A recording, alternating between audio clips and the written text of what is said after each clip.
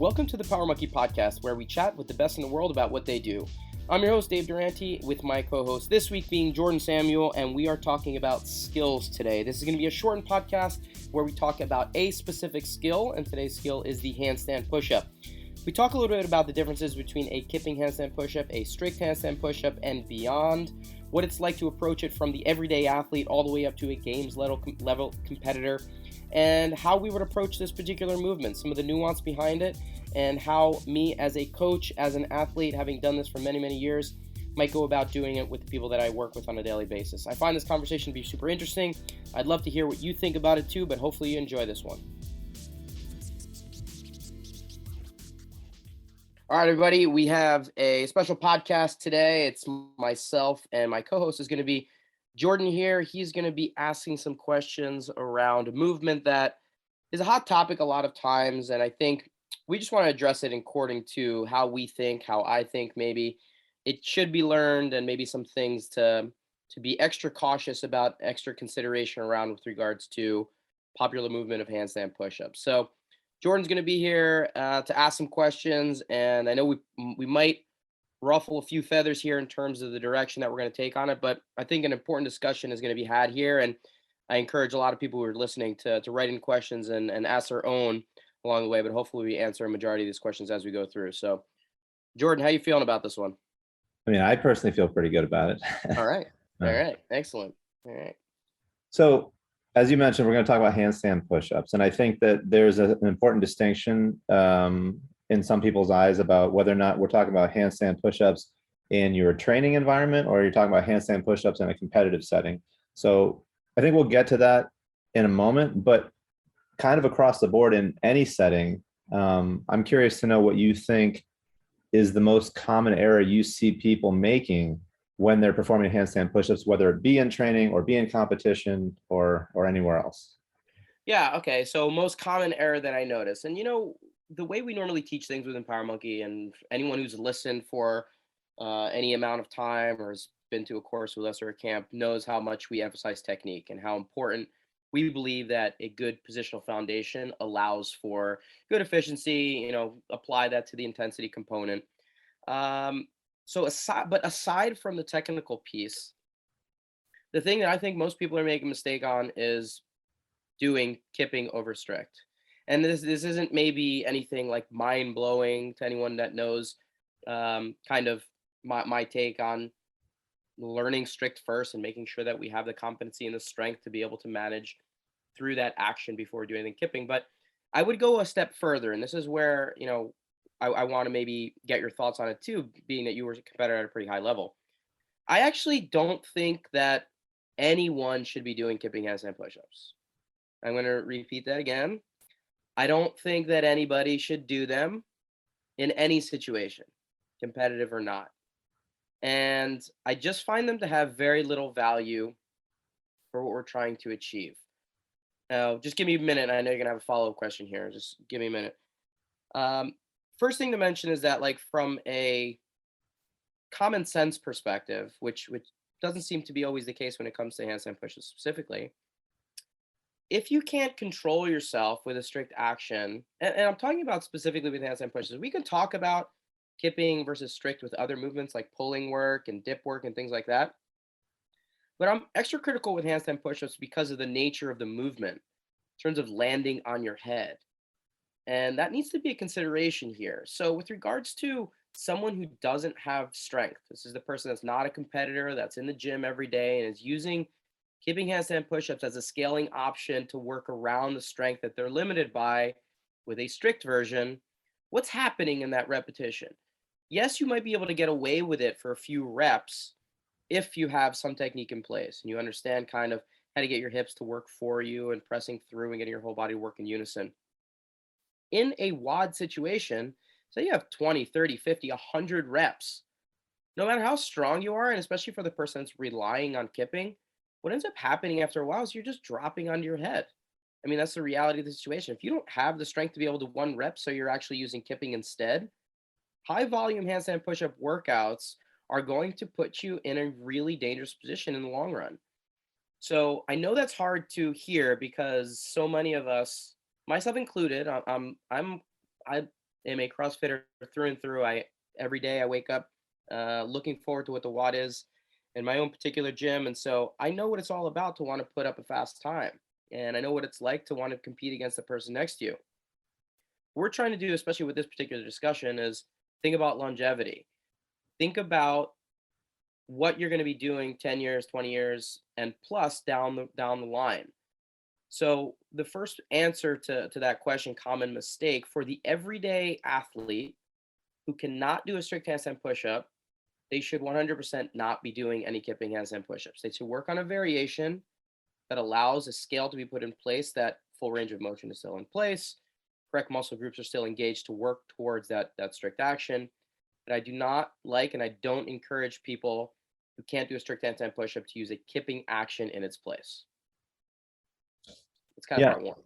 Yeah, and honestly, even though at one point I had been competing, handstand push-ups were always a weakness of mine, and so I remember doing a lot of dedicated handstand push-up work in order to try to build the capacity in my shoulders and so forth. And exactly what this was prior to me doing anything with you guys at Power Monkey, but what you described is precisely what happened. I did this, every day for a week or whatever, and I jacked my neck up badly, and it's something that was painful for months afterwards. And it wasn't because I wasn't strong enough necessarily to lower myself back down, but just the volume that you're talking about, like over and over and over, at some point, no matter how strong you are, it's going to catch up with you, especially if you're stacking reps on reps on reps. So, and it sucked. It was painful, and I never do it anymore. I mean, even if I didn't start working into the Power Monkey fold, I would have stopped doing handstand push-ups with a kipping action across the board. And I remember doing Hollyman recently, great workout.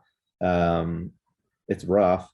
And I did it all with strict handstand push-ups, and I was the last one to finish. And people would come over and be like, "Hey, why don't you start kipping?" I'm like, "I'm not doing that anymore." And even if it means I put it up a slower time, I'm fine with that. My pressing movement will get stronger over time as a result.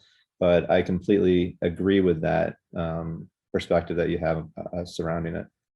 Well, it's interesting. It's interesting you bring that up because you're mentioning it from the competitor standpoint. You have the strength you've had for a long time, especially when you're a competitive athlete, to do a strict handstand push-up, not have to.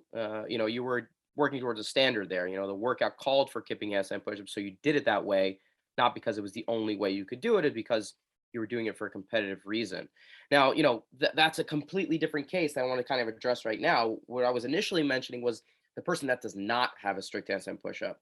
And that's a majority of the people that kind of use that as a route and say, okay, if you can't do a strict in this particular workout, you're going to do kipping instead.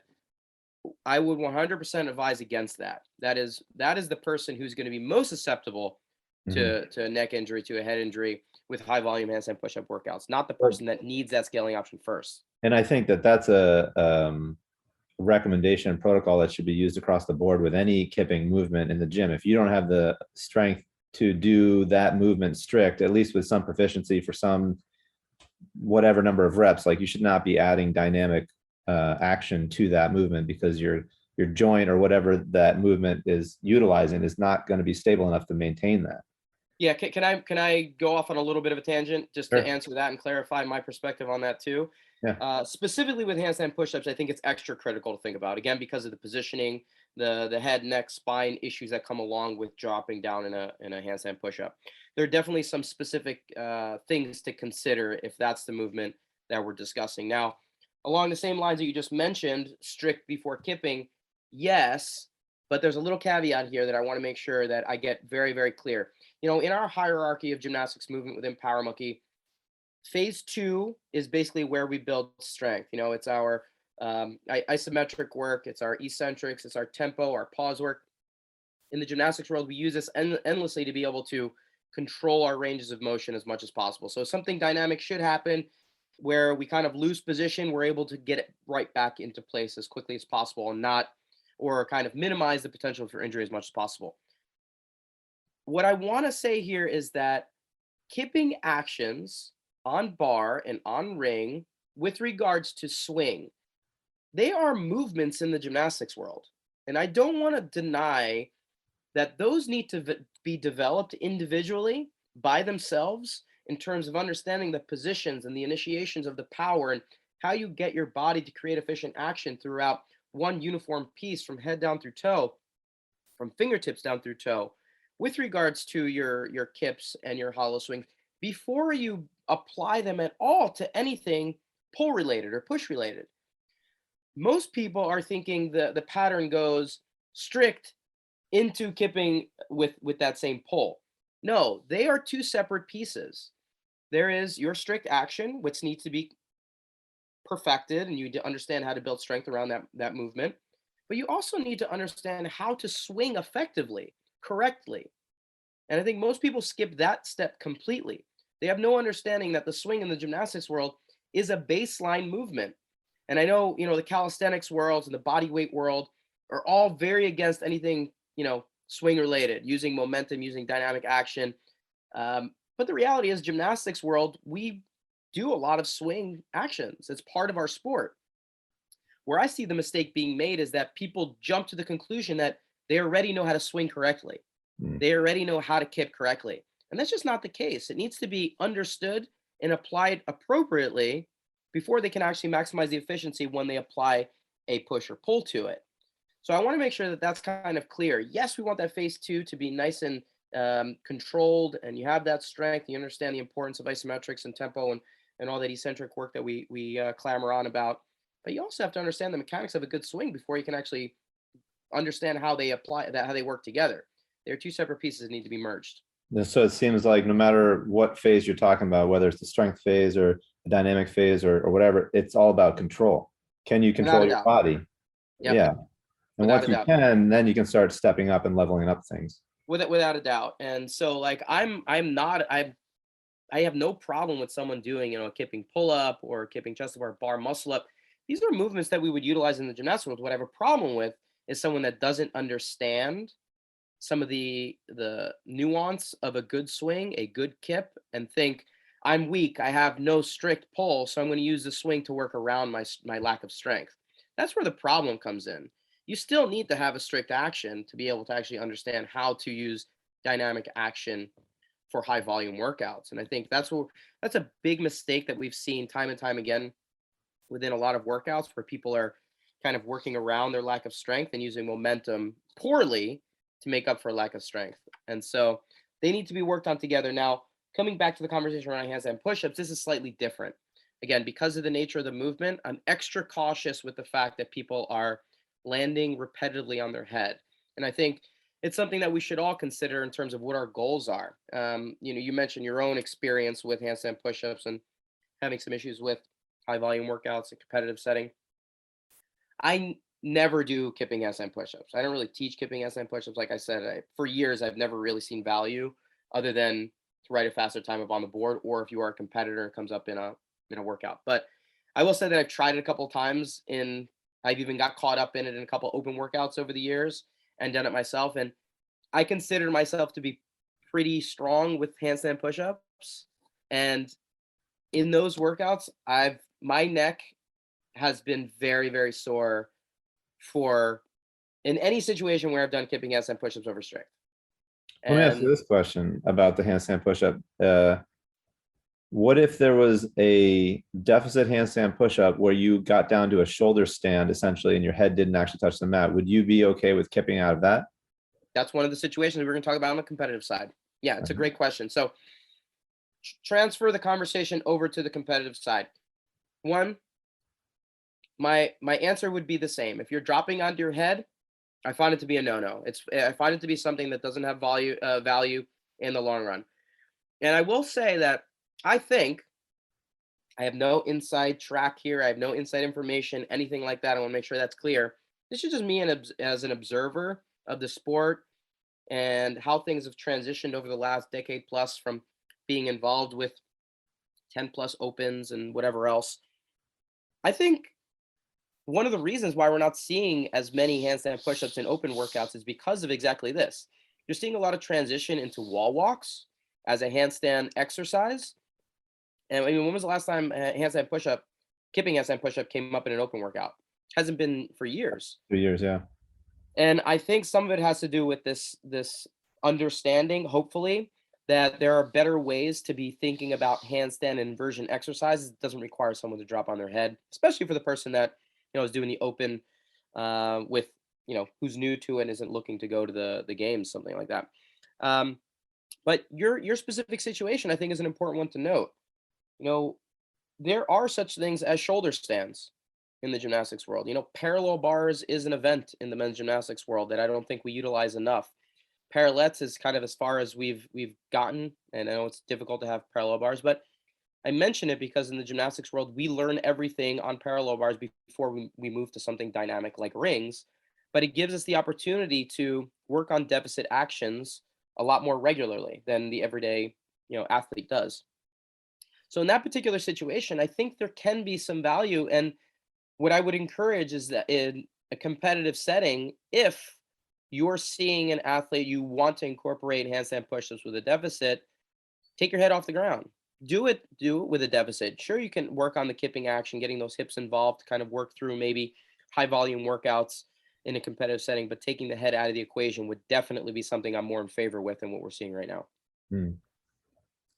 So I know we've talked a lot about the kipping side of the handstand push-up, but I know that you have some other things about handstand push-ups that kind of bother you when you see them out being performed in the world, whether they're in an everyday gym setting or out on the competitive field. And I'm curious to know a little bit more about that. What is it outside of the kipping that you see people doing wrong most of the time when it comes to a handstand push-up, either against the wall or freestanding or anywhere else? I think this episode is just what bothers Dave about gymnastics. No, I don't want it to come across that way because um, I'm just trying to look out for the everyday athlete, and I'm trying to be conscious of the fact of like we can probably be doing a better job. Mm, We want to make sure that people's safety is always at the forefront of our minds whenever we're doing these things, and being realistic with what some of the limitations are with some people's movements. One of the things that I think is a uh, maybe not so obvious is the use of like an ab mat. And the reason why is one, ab mat shortens the range. Clearly, there can be some benefit there if we're really targeting a particular scaling option there, and we can maybe go into that a little bit more with different plausible and usable scaling options with handstand push-ups. But as soon as you give yourself a big cushion like that, your mind automatically think about like football players with helmets and pads on, how they're torpedoes out on the football field. They go head first because they think that the protection of the helmet and the pads are going to save them. And the same thing ends up happening with an ab mat. You put the ab mat there and you think, okay, the mat is there to save my head and neck so I can just drop down. What I've started to do more and more, one, I don't really use too many ab mats because the range is not an issue for me with handstand push-ups, but I don't put anything down on the floor. And what it forces me to do, it forces me to control all the way down to that bottom position. Now I know there's maybe some discomfort, and discomfort is slightly different than dropping down onto the ground without anything there. But I actually would encourage athletes to find a scaling option where they can lower down into the tripod position effectively, where the ground is just there, hard rubber flooring or wood flooring, whatever it might be, and get used to being your hands in line with your head, where you're controlling things down, and so you don't have to think about, okay, I know the mat's there to save me, and then just let gravity do the work for, even if it's the last 6 inches of that drop down, it's pretty significant over time. So that's one of the things I think is a common thing for people to do, put an ab mat there to save their neck, and in the long run it actually becomes more of a crutch than it does a tool. mm. Yeah, I mean, you know how like in the competition world, they're always looking for areas to shave off seconds, and that's obviously where the kip comes into play. And also in the competition world, people are moving their hands out wider to shorten the range of Yep. motion, and they're doing these other things. And so I'd really like to talk a little bit about how the way you perform a movement in competition is not always the way you want to actually, it's almost never the way you want to perform it in training. Maybe not almost never, but my point is that people I see all the time in the gym, they're doing their handstand push-ups up against the wall with hands super wide, fingers turned out, in line with their head, because that's the way that they can shorten the range of motion to put up a faster time. But does that translate into improved proficiency of that movement, increased strength, and so forth? I think this is another important question in terms of the relationship between the everyday athlete, what they're doing on a daily basis versus the competitor. And one of the main things that I try to stress whenever I'm teaching, whenever I'm working with people in person, is the idea of not watching a competitor in a competitive situation and trying to emulate that same thing without asking more questions. Why is that athlete doing something a particular way? Are they doing it to create more efficiency or to go faster? And most of the time, an athlete will do something a particular way, especially if they don't come from a gymnastics or a sports specific background. And a games level athlete can mask their inefficiencies with incredible strength. They are so strong that they end up masking, poor form and poor technique on a lot of movements with the amount of strength that they have. So, with that being said, does the everyday athlete benefit from using similar techniques? Most likely not. Most likely not, because you don't have the strength that a games athlete does to be able to get the same out of that exercise. Secondarily, is that person doing it efficiently? No. Like most of the time, like I said, there's better routes to be going, and they learned it a particular way and have a habit built in a place that they would probably need to spend a lot of time on to fix that habit. So for the everyday athlete, let's focus on good technique when you're that blank slate rather than trying to mimic and emulate games competitor in a lot of ways that maybe if you ask a lot more questions, you'd understand that maybe there's some inefficiencies there. Well, let me And ask then you, I know you're going to go off, but I kind of want to ask a question about something you just said.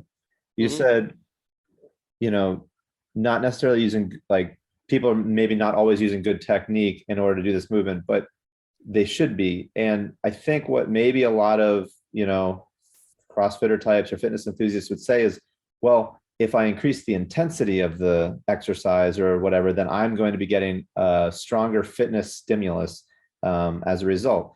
So why is improving your technique and maybe slowing down a little bit on this particular movement to do it correctly a better option than saying, okay, I'll just go a little bit wider with it because I can go faster and that's going to increase the intensity and make me, quote, more fit. So where's the yeah, trade-off there and what's the benefit?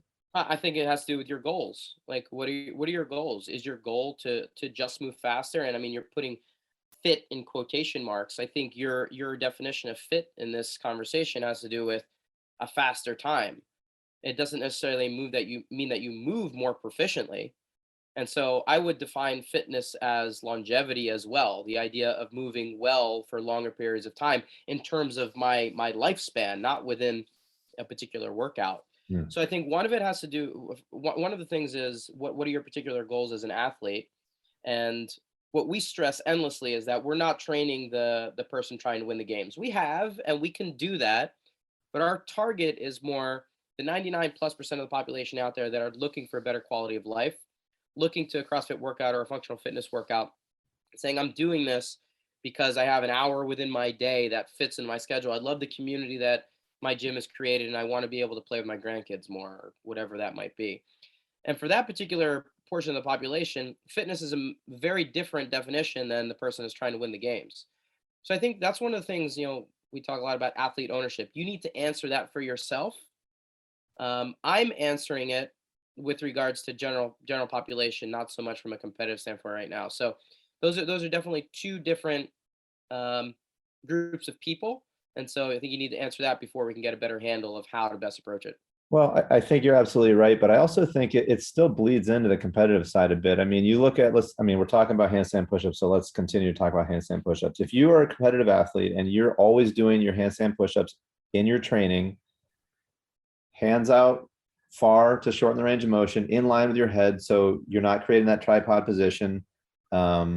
And that's how you always do them. And then you get to the games and they're like, just like they did last year, they say, okay, we're doing freestanding handstand pushups this time. And you're walking in between. And you've never actually really drove home the movement pattern of a good tripod position when you're doing handstand pushups. Then you're going to get there and we're going to see what everybody did on the floor. And that was, for the most part, just flop around a lot. And it was incredibly impressive what they were able to do because of what you mentioned, that they have this incredible strength and they can just mask some of these inefficiencies.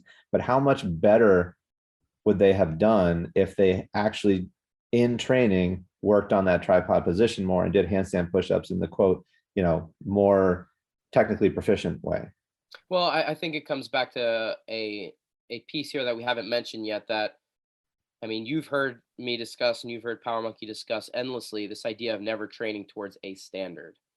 We do not train, we do not teach people to work towards a standard. We are always working towards a technically sound foundation of whatever movement we're talking about and then applying that technique to whatever standard might be thrown at you.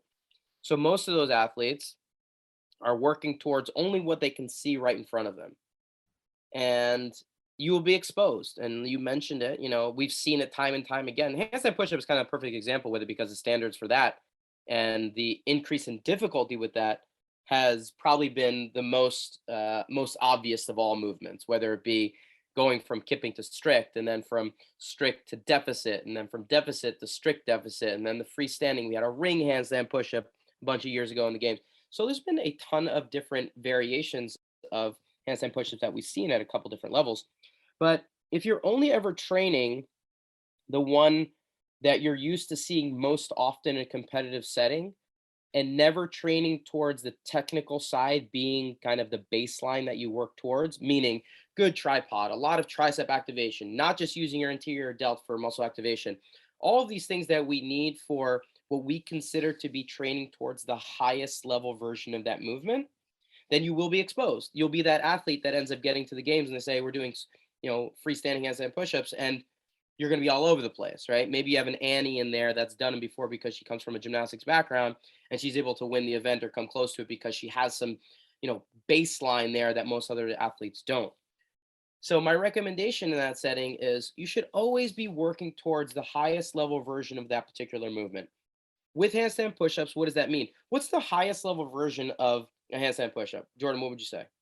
Uh, on the rings, freestanding, A rings freestanding strict handstand push-up, like right? without your legs wrapped around the sides Without of your the. legs touching, you're controlling the handstand, you're controlling the deficit, your head is well below the rings, and then you press right back up with control. That type of a handstand push-up for almost everyone is going to be impossible. I mean, I don't care how strong you are. Just doing a handstand on rings is very difficult for a lot of gymnasts. So it's not the kind of thing that you're going to figure out no matter how strong you are. But that doesn't mean that you can't set protocols in place and set your trajectory such that you work on all of the movements that build towards that eventual movement. If you don't have a good tripod, if you don't understand how the triceps work, if you don't understand kind of the positioning of the head as you lower down into the descent, all of these things will never allow you to go to one of the next stepping stones. Maybe you want to do a freestanding, maybe you want to do a deficit, but unless you're putting those stepping stones in place and allowing the progressions to at least give your body an understanding of what's happening as you go through those different variations, there's no way those other variations are ever going to be possible. You're going to be stuck doing that same one over and over again up against the wall. Yeah, and then when it does come time in the competition, they throw a new standard at you, you're gonna Yeah, you shit in your be pants. And you're struggling. be like, oh, I got to come back next year and hopefully have trained for something that I could have worked towards, but you were a little bit short-sighted on when you actually had your training for that previous year. So can you give the listeners maybe just a couple quick bullets of like, hey, this is maybe some protocols or some certain things to keep in mind when you're training your handstand push-ups going forward, something actionable that they can implement right now? Sure. So again, like positionally, some things you should be doing. One, I would recommend everyone working on headstands. I would work on getting used to that base position a lot more. It doesn't have to be freestanding. You can still do it with the wall. If you do it with the wall, I would recommend people doing it stomach to wall as much as possible so they activate what is sometimes lost when you do back to wall variations, which is the angle that you need. The angle that you need basically one allows your body to stay nice and straight. As soon as you do back to wall variation, it puts you into a pretty significant arch, which also doesn't translate to a freestanding variation very much. So headstands, meaning understanding the tripod. When we talk about tripod, we've talked about this on podcasts before, but again, for the listener who's new to this, it means that your hands are shoulder width apart, which we define as the middle finger to the outside of the shoulder. And then your head needs to be that same distance away from your hand. So you have kind of that equilateral triangle. Work on that base position. Work on getting comfortable on 3 points before you can expect to be able to do it in a handstand on 2 points. Work on breathing pattern when you're in the headstand. Work on that angle like we talked about, and also work on what part of your head touches the ground. seen a lot of people videos where people are keeping their eye line on the ground when they come in, and their forehead touches the ground rather than the top of the head. It puts your neck into a much more susceptible for into injury position when you're coming down. So by slowing things down and working on the headstand where the top of the head touches is going to be a little bit more beneficial in the long run in terms of how it applies to your handstand push-up. So headstands would be kind of part one. I would recommend additionally, I mentioned it kind of in passing previously, but finding a scaling option that allows you to one, keep the movement pattern in place, meaning do I come down into descent to a good tripod? Do I have the correct muscle activation for the eventual movement? And then working through fuller ranges of motion as much as possible. So instead of stacking 6 ab mats up against the wall, just so you can say you did Diane in under 2 minutes, let's think a little bit more about a variation that allows you to get into a tripod where your head is on the ground in line with your hands. So whether that's, a pike handstand push-up or a pike push-up. Pike push-ups, if you've ever done them, they're very difficult. They're Yeah, not they're not easy to do. So it's a good variation for someone that, maybe isn't great fully inverted, but still wants to work on the strength component and the positional component of the tripod. A box variation, you can work on strict press with dumbbells. I actually prefer to work on strict press with a dumbbell rather than a fixed barbell because I think the independence of the weight kind of mimics what's happening in the handstand push-up a little bit more closely. Yeah, so find a scaling option that's appropriate for you. And what I will say also is that there's not going to be one scaling option. Play around with a variety of different ones. Maybe one workout, try one, and the next one, try it a different one so you can tackle it from different directions. More headstands, more scaling options, so you can control things a little bit more rather than going directly to that sexy piece of trying to keep your face off. Yeah, I know that, the past year or two of doing more work in those areas, because you've suggested it to me, has made a huge difference. And even just, it's made a difference in my regular push-ups, even because it's been, this handstand push-up technique that you're talking about is so heavily tricep focused that it's translating to other movements that I'm working on as well. But Well, before you finish up there, I love that suggestion. Maybe you said it in passing, but another thing I would recommend is everyone should be doing more standard push-ups, mm, tricep push-ups, elbows tucked in by your sides, running along your lats. Those are kind of things in the gymnastics world that are daily practices. Our push strength is very, very strong in the gymnastics world, and I don't see that same level of attention with most athletes in regular gym settings.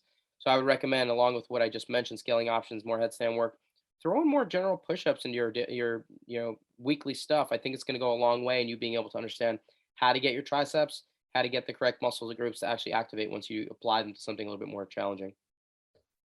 yeah, absolutely. Do you think that there'll ever be a time where, I mean, we see CrossFit competition evolve so much over the last, decade, and even more so maybe in the last couple of years with some things, but now with the wall walks making their way in there, do you think it's a reality to think they're going to just do away with kipping handstand push-ups in competition, or they're going to enforce some sort of more strict hand placement standard on people?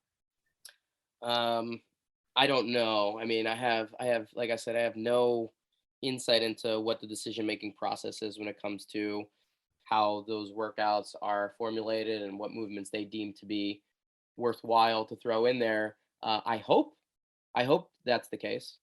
I mean, Yeah. I hope that kipping handstand push-ups are kind of a thing of the past with the growth of us being a little bit more conscious of the realities of what's going on within workouts. Um, is that going to happen? I have no idea. But my recommendation, just as someone that's an observer and someone understand kind of what's going on within that particular movement, I would encourage that to potentially be the case.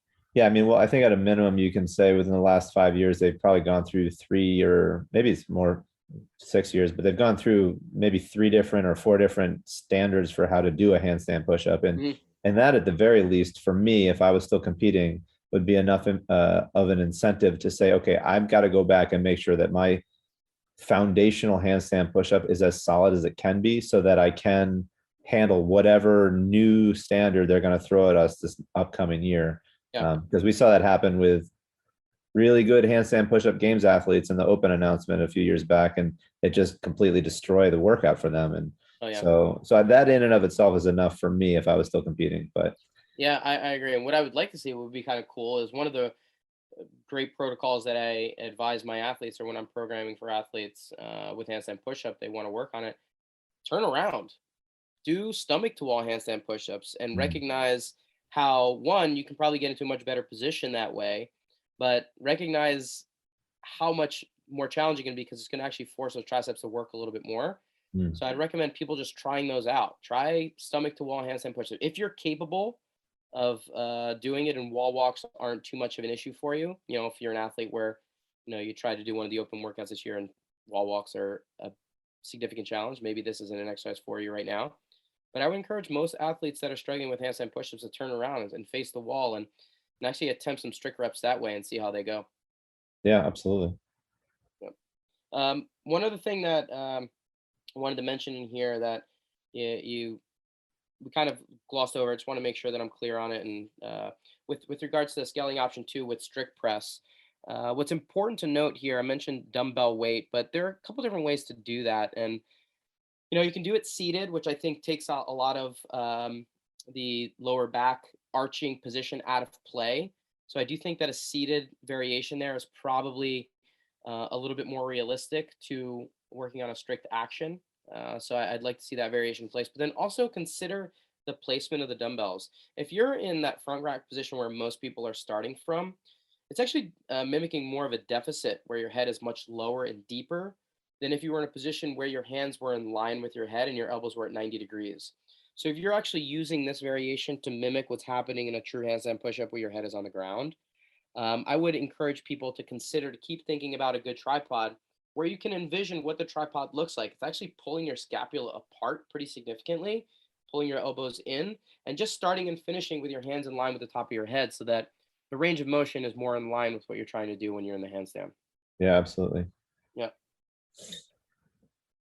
What Well, else you got, Jordan? Anything in I there? don't know. I mean, I think that pretty much covers the handstand push-up. I mean, we could probably talk for hours about it and all the little nuances, but I think that drives the points home that I thought you were going to kind of go after. So, is there Yeah. anything that you want to mention about it?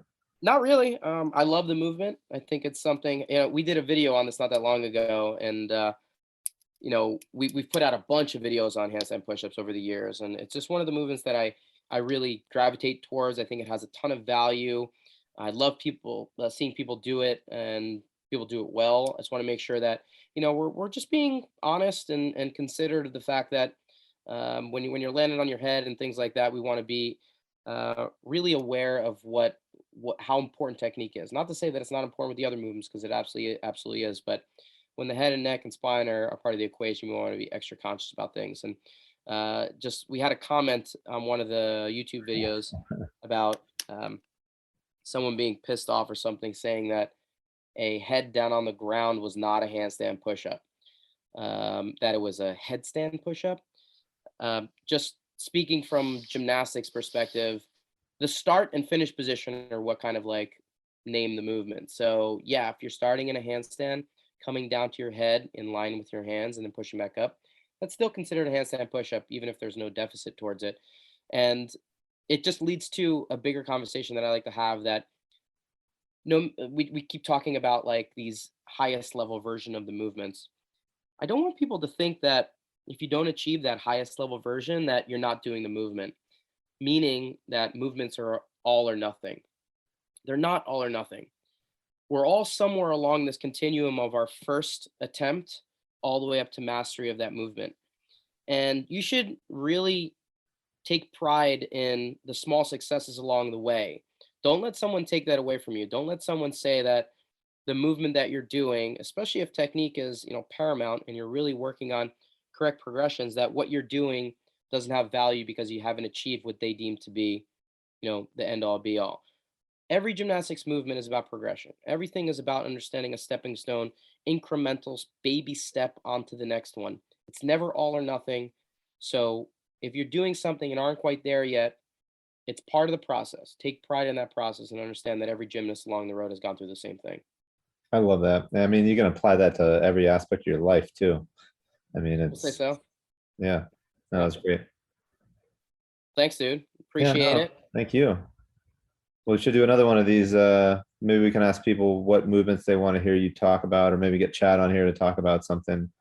Yeah, I feel like we end up talking a lot about gymnastics movements. The next one might have to be a weightlifting movement, unfortunately. Yeah, because nobody likes weightlifting. So Tell me about it. Yeah, as long as Chad and Mike are on here, we can just keep bashing weightlifting as much as possible. you get Chad and Mike on here together, and the podcast will go 4 hours. Well, anyway, listeners out there, thank you so much for the time, for listening to both Jordan and I go on about some handstand push-ups. Please let us know what you think. Send us some questions, comments about what you think about this particular movement, or like Jordan said, any other movements you want us to address. Please follow us at Power Monkey Fitness on Instagram and at our website, powermonkeyfitness.com, for more information on upcoming events. We just finished up a very busy summer schedule with our courses, retreats, and are looking towards the fall for our next Power Monkey Camp, which will be at the end of September, September 25th to October 1st. Sales are going on now at powermonkeycamp.com. We're about 70% sold out. So if you're interested, please check that out now. And we'll be having some really interesting new stuff come out very soon. So keep an eye out on our social and on powermonkeyfitness.com. Thank you all so much for listening to Jordan and I talk about some handstand push-ups today. Be sure to head over to powermonkeyfitness.com for services and upcoming events. Check out our Instagram pages for regular teaching and technical content at Power Monkey Fitness, at Dave Durante, and at Jordan Samuel Photo. On behalf of Power Monkey Fitness, we're your hosts. I'm Dave Durante with Jordan Samuel. And until next time, thank you all for listening.